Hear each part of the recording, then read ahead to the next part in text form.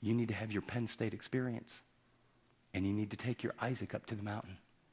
And I will tell you this, testimony of thousands of people. The power of the Christian life, the reality of Jesus and what he does not kick in until lordship becomes a part of your life. You're just, I'm telling me, you're tasting, you're nibbling. You will experience God like never before.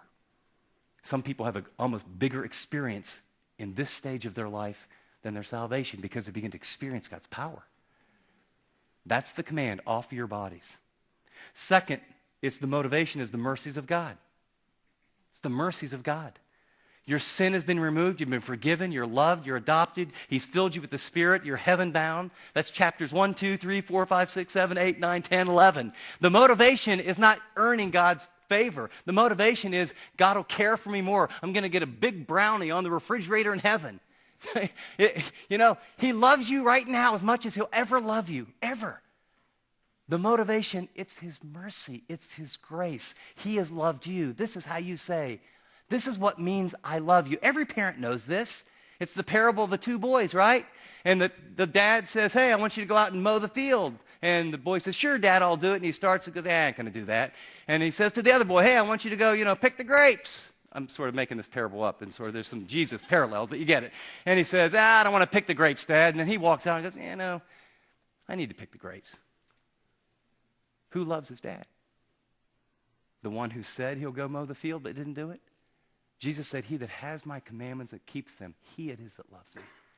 And he that loves me will be loved by my Father. And then get this. This is John 14:21. And my Father and I will come to him, and we will disclose, we will reveal ourselves. You will experience God when you obey him. And the number one step of obedience is surrender. The motivation is mercy. The reason, it's what God wants. It's a spiritual act of worship. In other words, God doesn't want your church attendance. He doesn't want your money. He doesn't want you keeping rules. He doesn't want your morality. And he doesn't want your religion. He wants you in relationship. You in relationship, I got news. Your morals will get cleaned up. You'll want to go, not because you're having little religious activities or rules.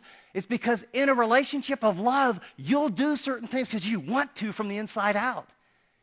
But it's not about rules. It's not about rituals. It's not about church attendance. It's not about being a nice, polite Christian person. What God wants is you.